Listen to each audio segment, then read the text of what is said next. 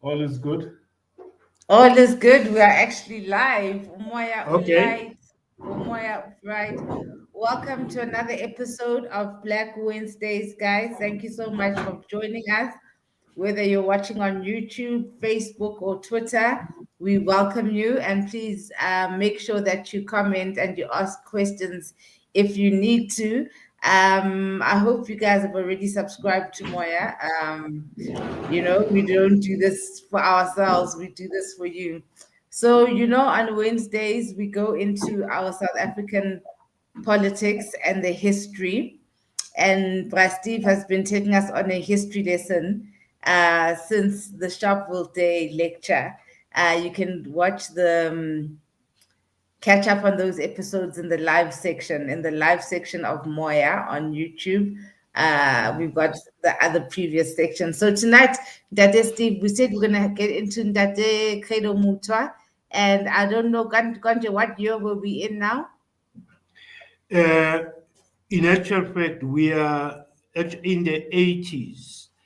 And, the reason why we probably have to focus on Tate Credo Mutwa is that there has been so much, distorted history about, you know, how he came into focus. Uh, there is no doubt that Credo Mutwa has a legacy, particularly a legacy as a writer. I think he had a couple of books, 3 or 4 books that he had actually authored. But the interesting thing is that 2 of the books were written before the 1970s. One in 1969, Indaba My Children. And that is the one that a lot of people seem to associate him with. I don't think, for now, we can get into, the books themselves. I think this we can leave, for people who have actually gone into that and studied Credo Mutwa, both as a writer and probably as a philosopher. But our interest here, and this is the reason why we decided to name this series Black Wednesday. I know this is a difficult task, Nzigi, and I don't think we have actually, unpacked the difficulty of this. We are talking about a political tradition. We are talking about a political tradition that comes out of a specific kind of, philosophical thinking. We might sum that up as, the black thought process. But even the labels that we use, and considering young people today, just using the term black in itself, invokes a kind of thinking about what that paradigm was, what that tradition in fact was. But I think as we go through this and we are able to locate the black radical tradition, if you like, we are looking at political events, major political events, which are related to very broadly the struggle for liberation. And part of what we are trying to understand here is the fact that different organizations had different kinds of philosophical thought processes about what the struggle is. But for purposes of our discussion, we are going to be focusing on the last 2 phases, of the liberation struggle. And just in terms of the time period we are looking at, we'd probably be looking at, the 20 years between 1975 and 1994. And it is within that period that Credo Mutwa first, assumes a kind of prominence, in political discourse, and later, becomes a victim of a particular kind of political process. But the problem here is, Nziki, that we are looking at 20 years that is actually divided into 2 distinct phases. And yet, in terms of the reflections, both of historians, politicians, and people, political activists as well, there has been a tendency to collapse, the two movements that cuts across the 20 years that we are talking about, from 1975 to 1994. There is a tendency to see that 20-year period as being characterized, by a mass movement of the same kind of, you know, what happens. You, Ntate, Nsiki. We can hear you, Brad Steve. It's perfect. Oh, can We can you? hear you. Oh, okay. Nsiki, this is important. I do think that, you may find it very difficult to come across a South African who understands that the two periods are actually distinct. Just in terms of the rhetoric, we tend to characterize the 1980s as a decade of the Charterists. Now, the Charterists is, in fact, a movement associated with the Freedom Charter. I'll come and explain that. But the 1970s was actually a period which rhetorically in the 1980s was referred to as Amazimzim. Now, Amazimzim would refer to political organizations in the Black consciousness movement. Now, let's make this clear. The political upheavals of the 1970s were inspired by the Black consciousness, philosophy. And therefore, reflecting on them, we characterize them as a moment of the Black radical paradigm defining the liberation struggle. That is what the 1970s were about. But the reason why, the 20 years is collapsed into one, it is because of the tendency to appropriate the 1970s mass movement, for the Charterist tradition, and actually claim that it is the underground networks of the ANC that defined that movement. And the reality is that that is not the case. But we don't want to be just saying this is not so. We really want to be putting our case and looking at particular events and showing the character of the mass movement of the 1970s. Credo Mutwa comes to be extremely important, in us being able to unpack this and be able to show the differences between the mass movement of the 70s and the mass movement of the 80s. Now, the one thing that people should come away with, after these lessons would be the fact that Black Wednesday, actually happening in October 1977, was a systematic assault on the Black radical tradition. Now, we cannot take that lightly, because the impact on it was quite devastating. So devastating that by the 1980s, the institutional memory, in the masses here being Black people, the institutional memory of the 1970s mass movement was being obliterated. I can give you a lot of examples, but let me give an immediate example of how, Black consciousness as a philosophy of revolution and as a paradigm was actually undermined immediately after Black Wednesday. And this has to do with a film, that the very first film that was actually produced reflecting on the moment, reflecting on the 1970s. The producers pretended to be talking about Steve Biko. And when we went to the cinemas to watch Cry Freedom, because that's what the film was called, it turned out that the film was not about Steve Biko, because if it had been about Steve Biko, it would have been about the mass movement of the 1970s. But that's a theme that was not going to be entertained. So what was the movie about? the movie was about Donald Woods, the editor of the Daily Dispatch in Port Elizabeth. Now, the long term impact of that was quite devastating. I can assure you that if you go back to every commemoration of Black Wednesday since 1994, it has been celebrated not as a moment of Black mass movement, but it has been celebrated as what? As an attack on the media.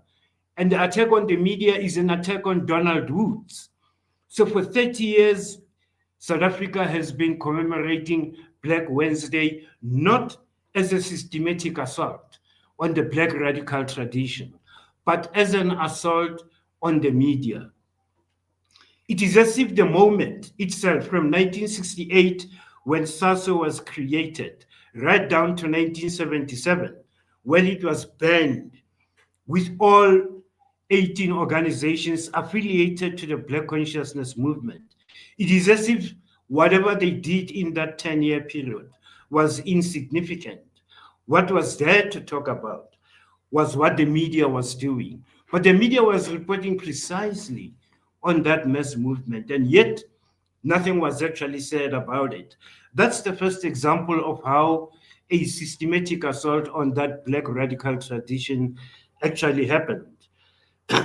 The second would be the first publication that was to also reflect on the mass movement of the 1970s is a publication actually written by Father Alfred Stubbs. And a lot of the people would know what this book is, because whenever people reflect on what Black consciousness was, the point of reference is Father Alfred Stubbs.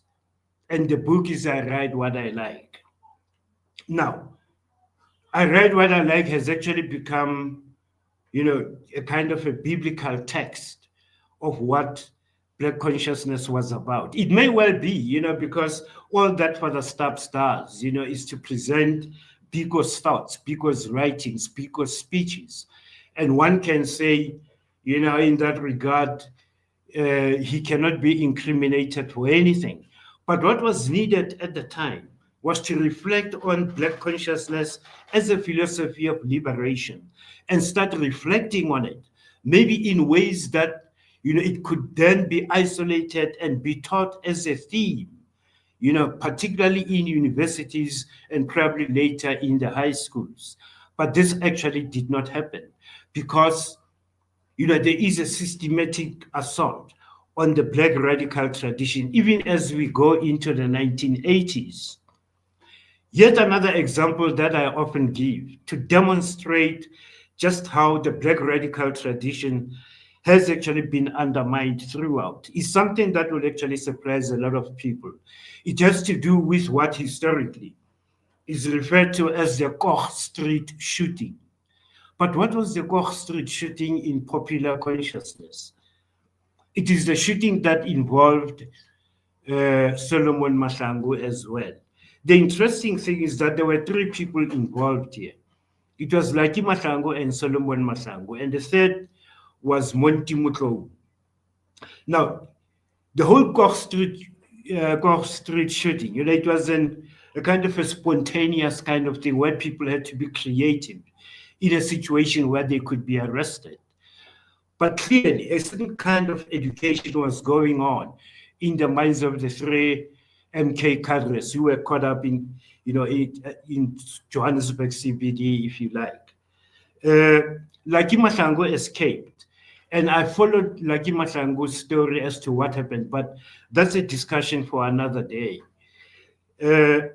Solomon and Monty Motloung were cornered around Goch Street. And apparently they were approached by two white people who wanted to, make a citizen's arrest, kind of thing. But one of the two actually shot, the two assailants, killing them instantly. But then the whole story. You had the two of them taken into custody. And Monty, it turns out, was the man who pulled the trigger.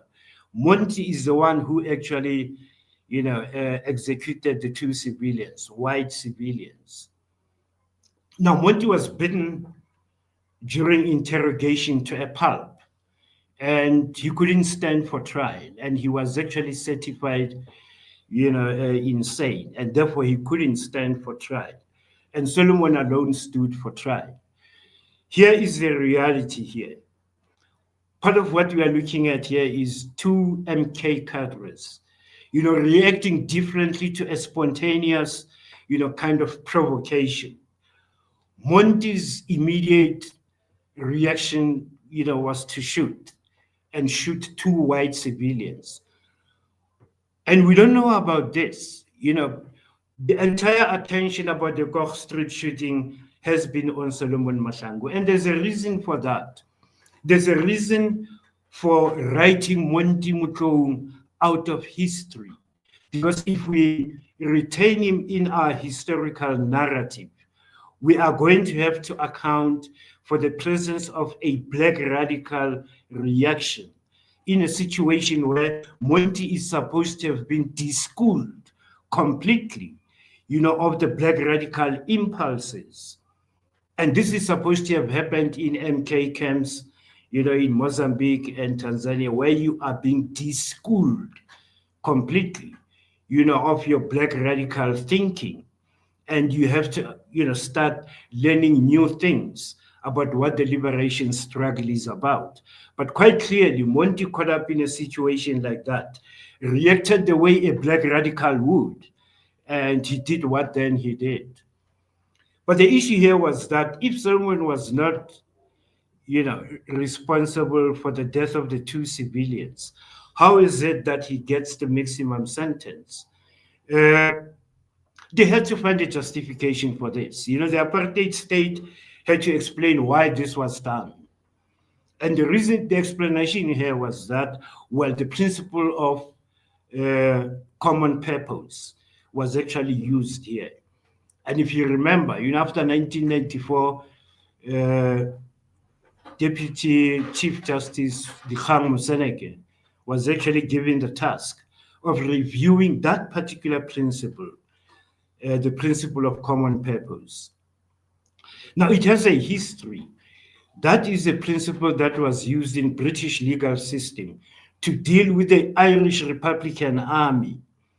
And, all that the apartheid state did was to incorporate it into the South African legal system. And it is still being used today, quite controversially. But that's another discussion for another day. That is yet another indication of how institutionally, a manifestation of a black radical, kind of reaction is being dealt with. So Monty is taken out of history completely. I wouldn't be surprised, that 90% of people who are 40 years old today have hardly ever heard of the name Monty Motloung. And that there's an intention behind that. It is to remove him completely from the liberation struggle narrative, so that by so doing, you are removing any element of the black radical tradition that may still be in the liberation struggle. Well, Solomon is executed in 1979, and we go into 1980. And finally, let me not spend too much time on this. The Silverton siege is something very interesting to examine.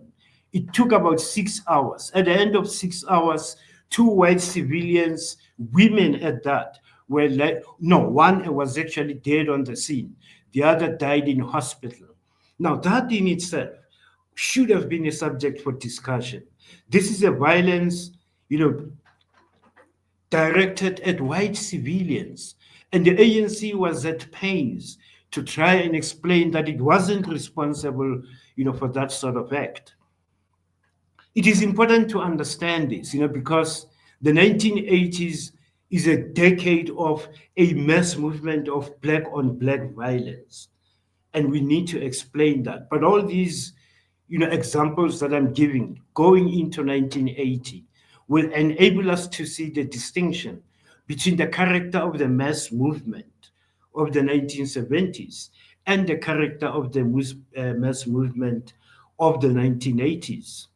It is safe to say that by the end of 1981, what was left, of the mass movement of the 1970s was, almost teetering to an end. An event that really is quite significant in this regard was the capture of Kgotso Seatlholo.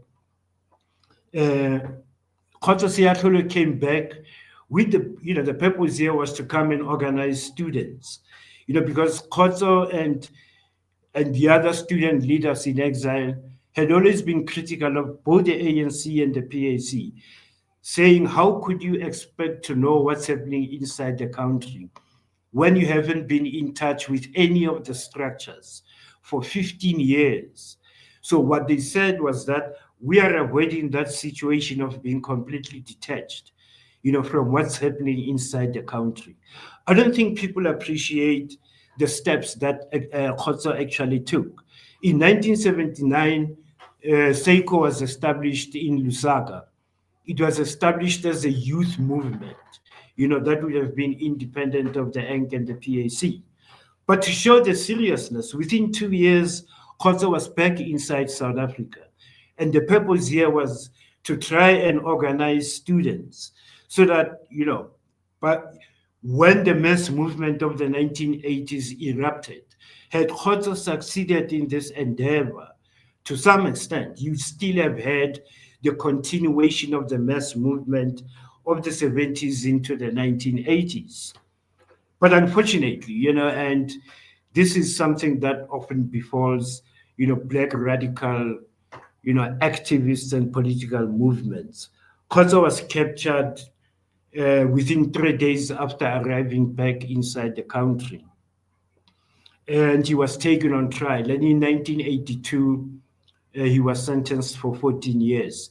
That put an end completely to any possibilities of a student movement similar to that of 1976, being revived and assuming the same kind of philosophical character that the SSRC would have had, a kind of a black radical youth movement.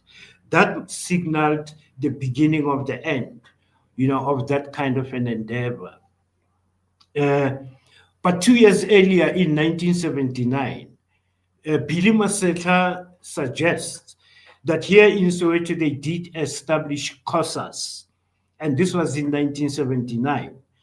And COSAS, on its adoption, or on its establishment, adopted the Freedom Charter.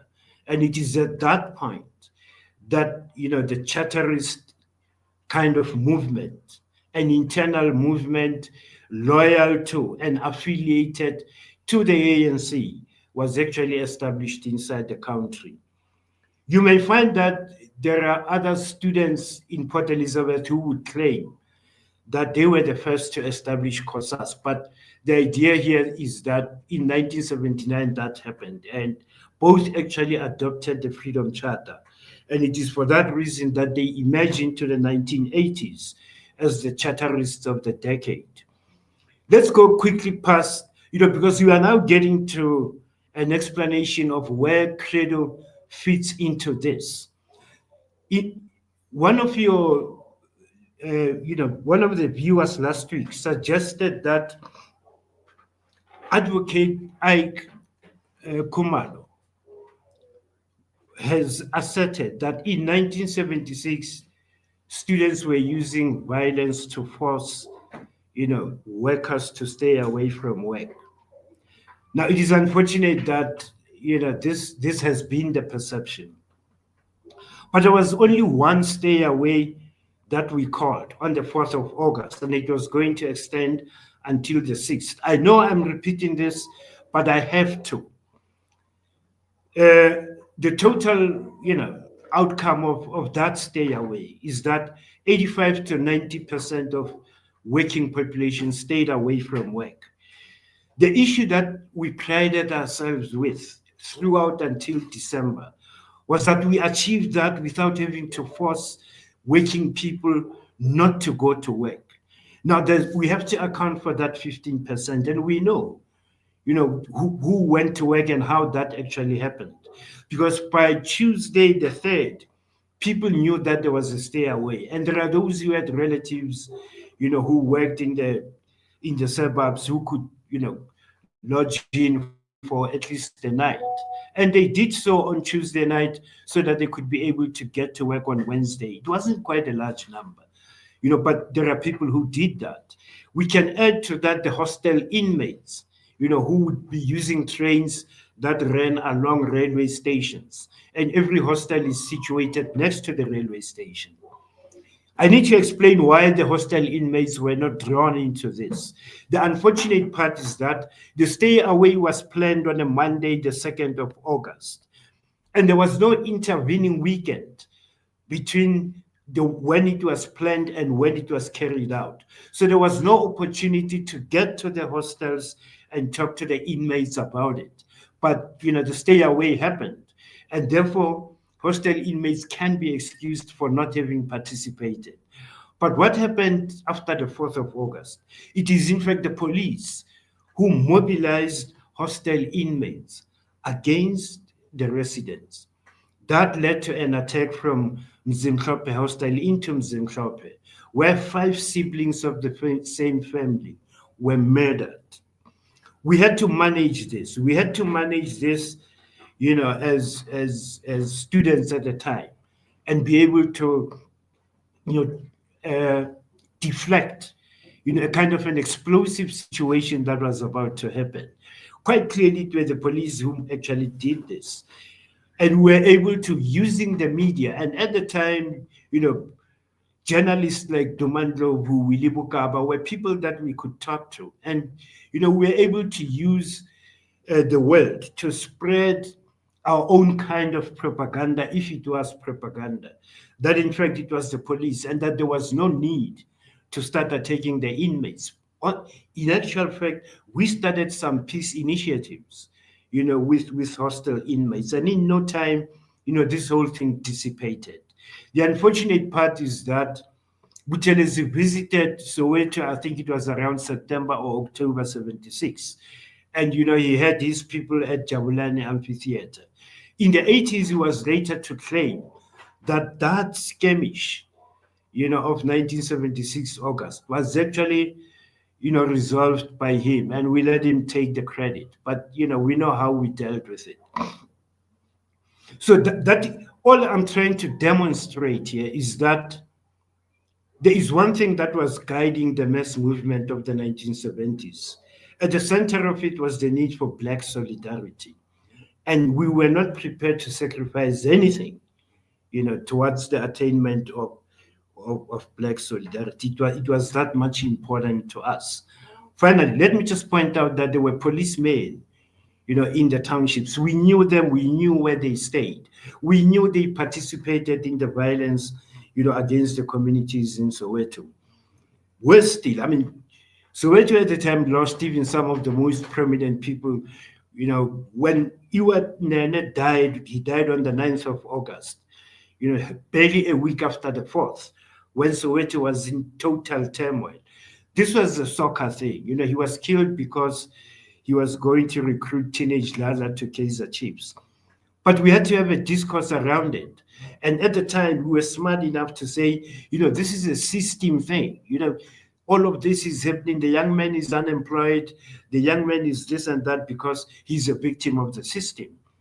Part of what I'm trying to say here is that we felt we wanted to point a finger outside of the Black community for anything that happened within the Black community.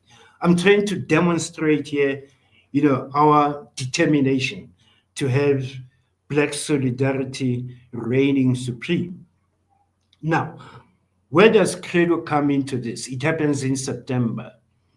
We've talked about August 1976. I've talked about, the ways in which August 1976 was pivotal, in establishing the Black consciousness, philosophy, and movement as being at the center of the events, of the historical moment, of the 1970s.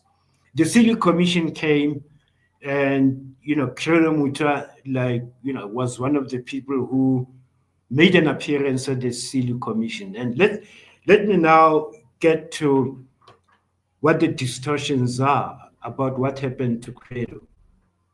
There were parents in Soweto at the time, and there were parents who were concerned about what was happening between June the 16th and August the 4th, and they wanted students to go back to school. Some of the progressive parents in Soweto at the time, and I'm sure you will know who they included. Dr. Motloung would have been, in the forefront of it. You had Dr. Manasi Buthelezi also. These are parents that we deemed to be progressive. Then we had Winnie Mandela as well, who was also in the mix. And you had Letsatsi Musala, I think, was one of those people in the mix. What I'm putting together here is an organization that called itself the Black Parents Association. Credo Mutwa did not become a member of the Black Parents Association. This is not because he had a kind of political inclinations that were completely diverse. In actual fact, leading up to 1976, we would have known and recognized Credo as a playwright. And he actually comes from Deep Kloof. And at the Deep Kloof Hall, we on Saturdays there would be a play being shown, either Gibson Kente or Sam Mangwane, and Credo Mutwa would be one of the people who would stage their plays, at Deep Kloof Hall. One of his plays was titled Ifindo, but the other that actually attracted quite a great deal of attention was Nosilimela, and I had the opportunity to see Nosilimela, but it's not about what his plays were about. That would be a completely different discussion. So he was one of the parents in the township, and here's something about the relationship between children and parents. Because we were children, they were parents. The Black Parents Association was made up of parents.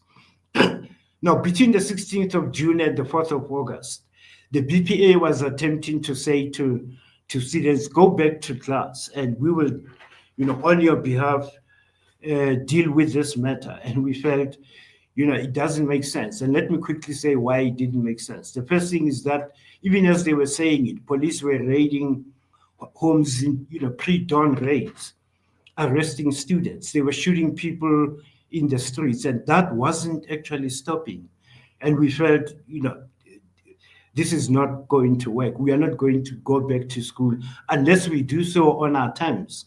And of course, by the end of July, the third week of July, the pressure was on students. We are not going to be home until the end of the year. We have to go back to school and decide what the next course of action is going to be.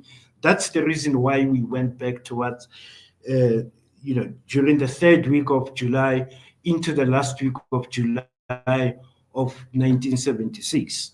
But then, because we were back in school in July, we planned the events of the 4th of August. Not only that, on the 2nd, we established the Soweto Student Representative Council, which would then give direction to what's going to happen. And on the 4th of August, we had that stay away. But that stay away, I explained, it coincided with a march into town. And I explained why the march into town. We changed the geography of violence. 16th June, the violence was restricted, contained within Soweto. On the 4th of August, the intention was to take the violence to the CBD. That didn't succeed. It only succeeded on the 22nd of September. And this time it was led by Khotso Seatlholo on the 22nd of September, and we marched into town, to demand the release of political prisoners. The point I'm making here is that there was such sensitivity about violence coming to Black people, actually coming out of the mass movement itself. We're always very, very careful about that. So any chance that we could have unleashed violence on a Black person because we suspected or we knew that he was part of the system was out of the question. That did not actually happen. There are so many examples that I can give, of people that we knew were compromised. And this is how I often explain what our reaction was, to the knowledge of that. Our reaction was that this is a moral dilemma for us. It's a moral dilemma because We do not want to be seen to be visiting violence on the black body, in pursuit of any political objective.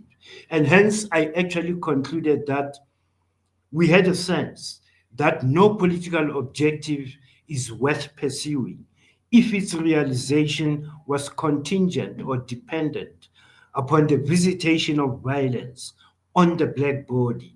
Now, that was the character of the mass movement of the 1970s. What am I doing here? I'm trying to demonstrate that it is not the mass movement of the 1970s that was responsible for Credo Mutwa's persecution. It is the mass movement of the 1980s that actually persecuted Credo Mutwa. It is incredible that to this day, the narrative, talks about the attack on Credo Mutwa, which normally, people would say was the second attack. Maybe I did not account, I did actually account for for what happened in 76. Well, Credo went to the Silu Commission and he gave evidence there. And using colorful language, Credo was very colorful in the way he used language. What he said was that this thing could have ended on the 16th of June had the police acted appropriately. They should have sent in the Saracens into Soweto and mowed down the kids. Now, uh, that's what he said. And apparently we picked it up. We picked it up from the media, and other sources. But I've just explained. We had policemen in Soweto who were killing people.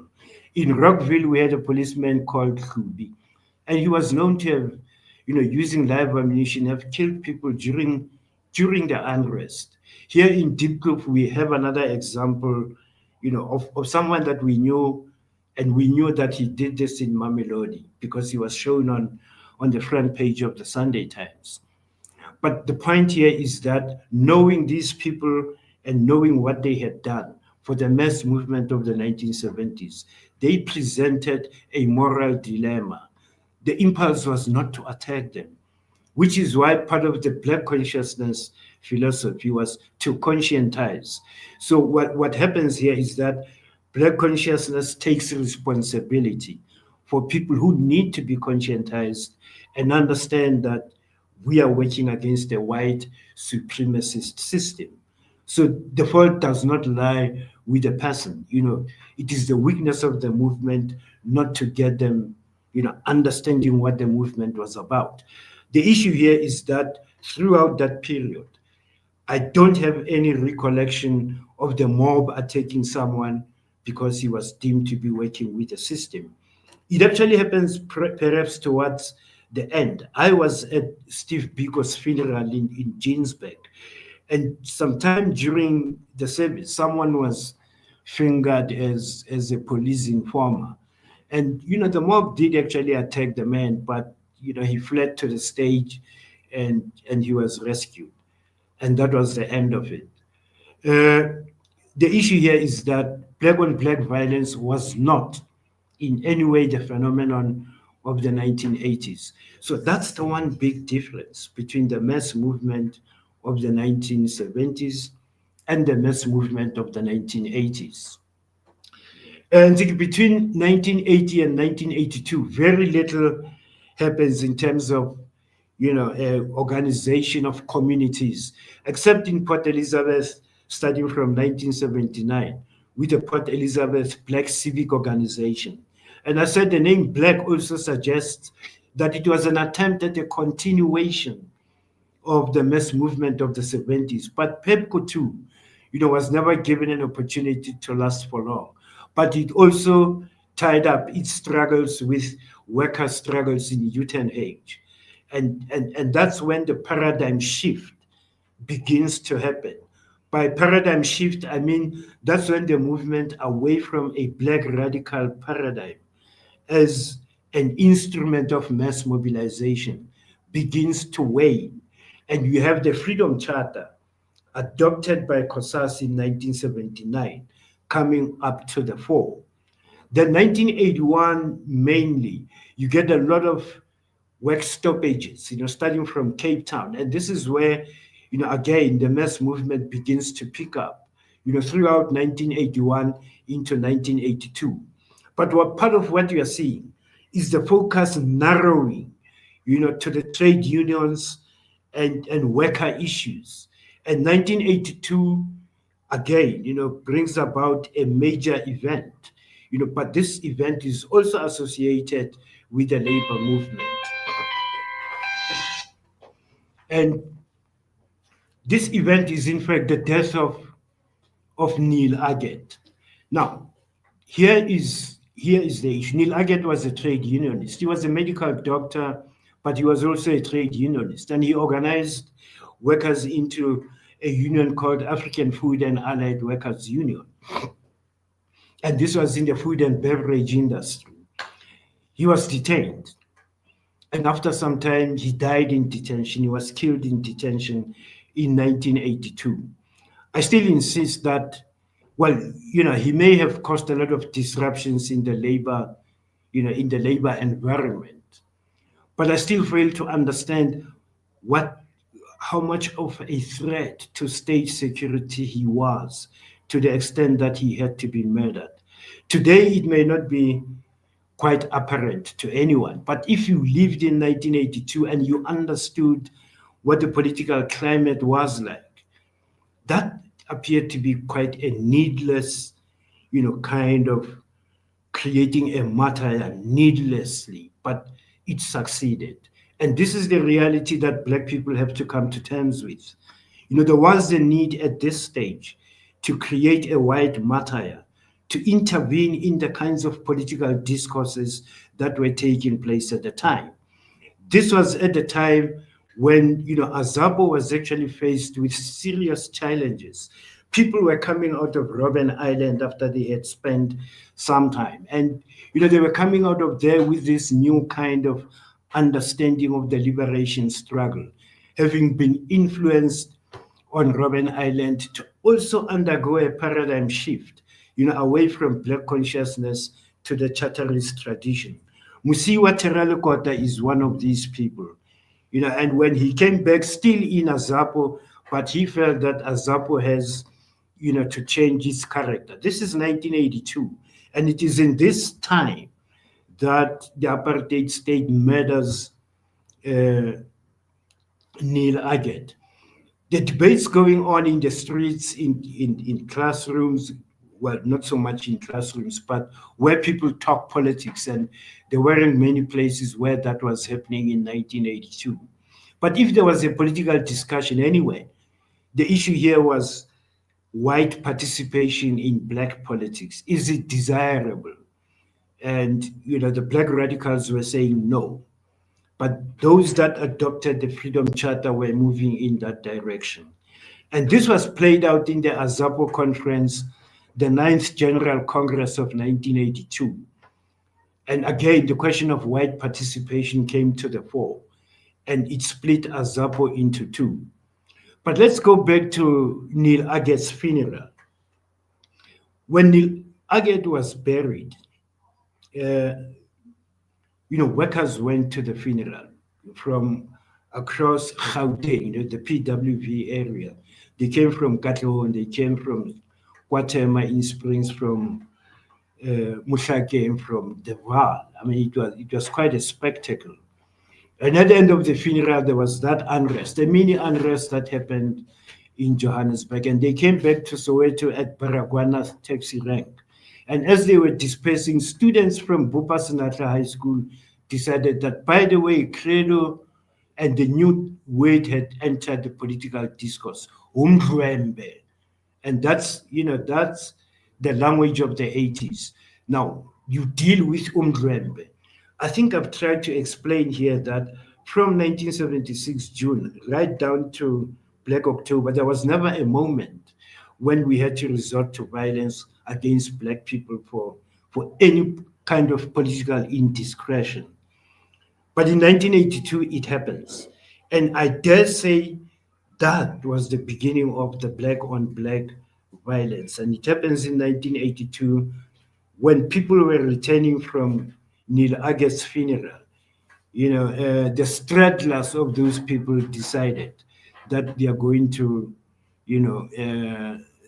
descend on Credo Mutwa's home. And all that he describes, that happened to him.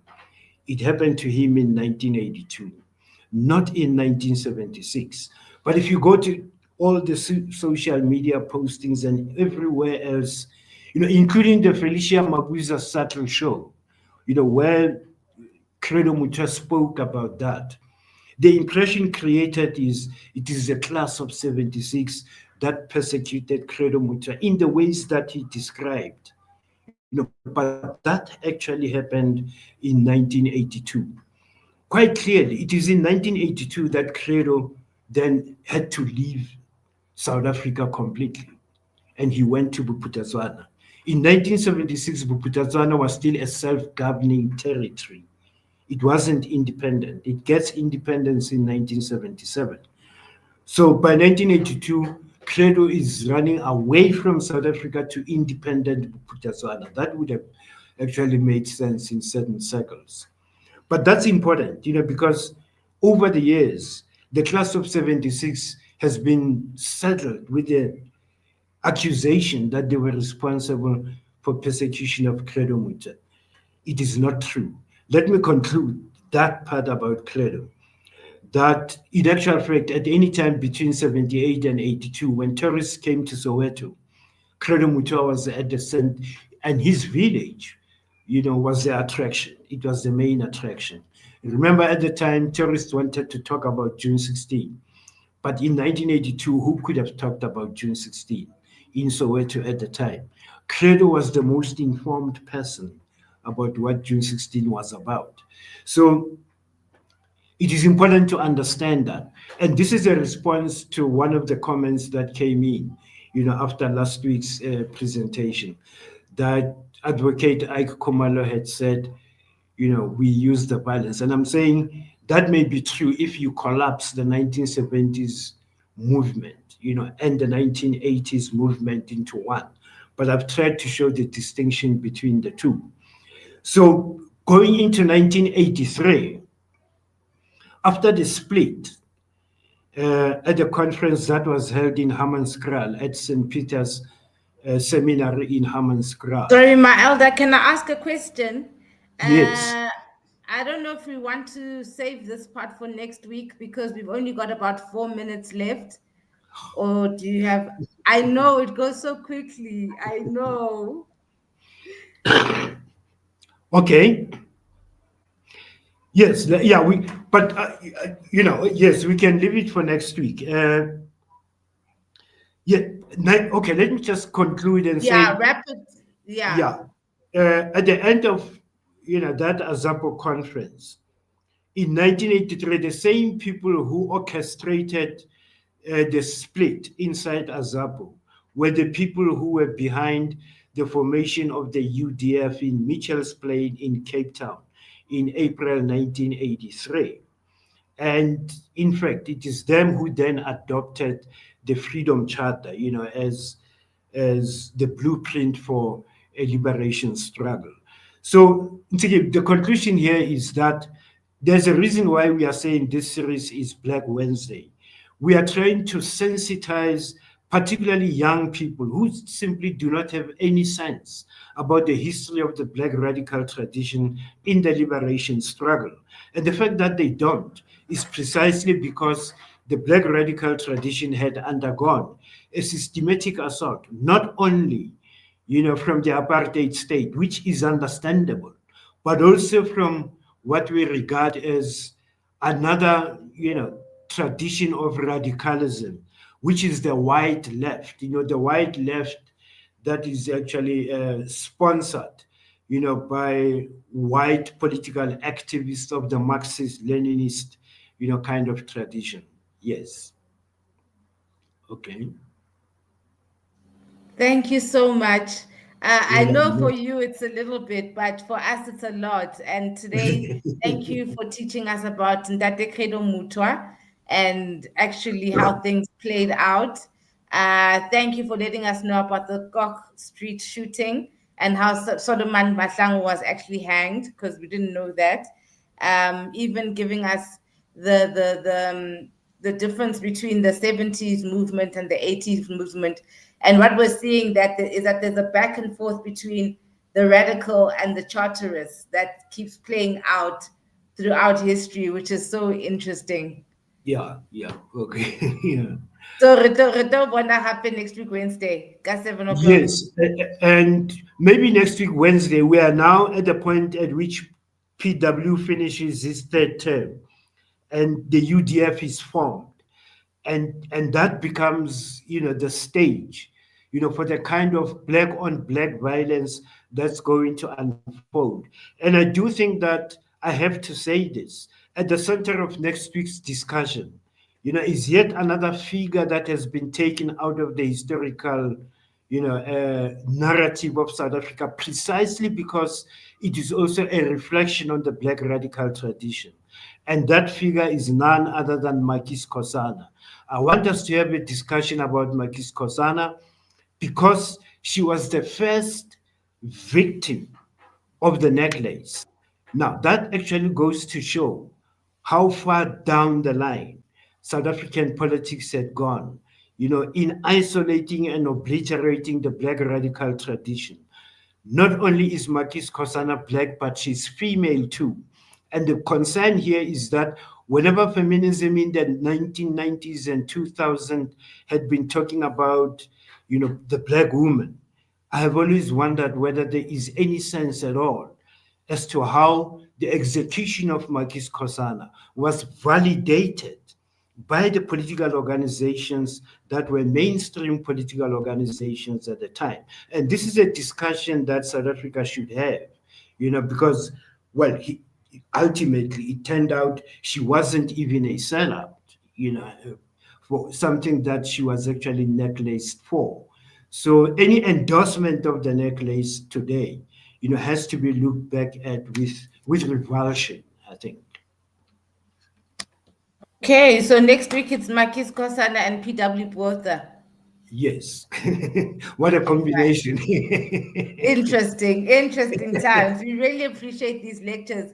And thank you for keeping up with us. I know your capacity is more than an hour, but it's easier for us to take the small chunks for us to break it down. Okay, I appreciate it. Okay. We'll see you next time. Thanks for and the then opportunity. the Moya audience, we're moving over now. 8 o'clock. We've got an episode with Nota Baloy, so we'll see you just now on the channel. Thank you to everybody for joining. Yes, we'll I know. In, interesting. Yeah, they will tune in. Yeah. Okay, thanks. Okay. Have a good one. Bye. Oh, yeah.